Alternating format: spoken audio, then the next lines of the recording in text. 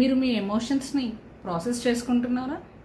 Emotions ఏంటి, process ఏంటి అనుకుంటున్నారా? హలో, ఐఎమ్ మమతా మల్ల, emotional strength coach for women and EFT practitioner. Emotional processing అంటే మీ ఎమోషన్స్ని గుర్తించడం, అర్థం చేసుకోవడం. ఎమోషనల్ ప్రాసెసింగ్ అంటే మీ ఎమోషన్స్ని గుర్తించడం, అర్థం చేసుకోవడం, ఎక్స్పీరియన్స్ అవ్వడం అండ్ రిలీజ్ చేయడం. మరి ఈ ఎమోషనల్ ప్రాసెసింగ్ ఎందుకు చేసుకోవాలి? మన ప్రతి ఒక్క ఎమోషన్ మన మైండ్, హార్ట్ నుండి వచ్చే మెసేజ్. ఈ ఎమోషన్స్ని ఇగ్నోర్ చేయడం వల్ల మనసులో ఎక్కడో సప్రెస్ చేస్తే లాంగ్ రన్లో అది మన మెంటల్ హెల్త్కి, ఫిజికల్ హెల్త్కి ఎఫెక్ట్ చూపిస్తుంది. అలాగే మీరు రియాక్ట్ అవుతున్నారనుకోండి, మీ ఫ్యామిలీ రిలేషన్స్ కావచ్చు, మీ వర్క్ లైఫ్ కావచ్చు, సొసైటీలో కావచ్చు, మీకు ప్రాబ్లమ్స్ క్రియేట్ అయ్యే ఛాన్సెస్ ఉన్నాయి. కానీ మరి ఈ ఎమోషన్స్ని ఎలా ప్రాసెస్ చేసుకోవాలి? దానికి మీకు కావాల్సింది ఫస్ట్ అవేర్నెస్. మీరు ఈ సిచ్యుయేషన్లో ఎలాంటి ఎమోషన్ని ఫీల్ అవుతున్నారు? మీరు కోపంగా ఉన్నారా, బాధగా ఉన్నారా, భయంగా ఉందా, చిరాగ్గా ఉందా? దానికి ఒక నేమ్ ఇవ్వండి. నెక్స్ట్ మీరు ఆ ఎమోషన్ని ఫీల్ అవ్వండి, అర్థం చేసుకోవడానికి ట్రై చేయండి.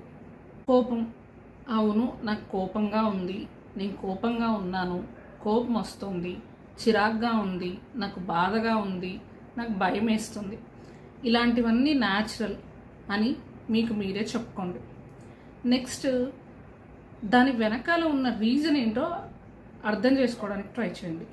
మీకు కోపం వస్తుందంటే దానికి రీజన్ ఏంటి? మీకు రెస్పెక్ట్ కావాలా? మీ మాటకు కానీ మీకు కానీ ఎవరు వాల్యూ ఇవ్వట్లేదా, ఇంపార్టెన్స్ లేదా? మీరు బాధగా ఫీల్ అవుతున్నారా? అయితే మిమ్మల్ని ఎవరైనా హర్ట్ చేశారా? మిమ్మల్ని కేర్ చేయట్లేదా, అర్థం చేసుకోవట్లేదా? బాధగా ఉన్నారా?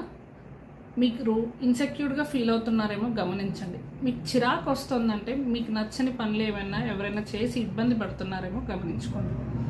తర్వాత వీటిని ఎలా రిలీజ్ చేసుకోవాలి? మీ ఎమోషన్స్ని ఐడెంటిఫై చేసుకున్నాక వాటిని ఒక పేపర్ మీద రాయండి. మీరు వెంటనే రియాక్ట్ అవ్వకుండా బ్రీతింగ్ టెక్నిక్ యూస్ చేసి ఒక 5 to 10 సెకండ్స్ పాజ్ తీసుకొని రెస్పాండ్ అవ్వండి. యోగా, మెడిటేషన్, ఎక్సర్సైజ్ లాంటివి డైలీ ప్రాక్టీస్ చేయండి.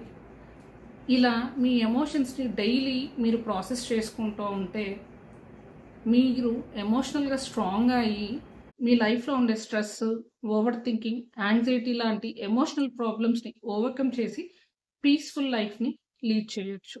సో మీకు ఇలాంటి మరీ కొన్ని ఎమోషనల్ స్ట్రెంత్ టిప్స్ కావాలి అంటే నన్ను ఫాలో అవ్వండి. అవసరమైన వాళ్ళకి షేర్ చేయండి, లైక్ చేయండి, కామెంట్ చేయండి అండ్ సబ్స్క్రైబ్ చేయండి. Thank you.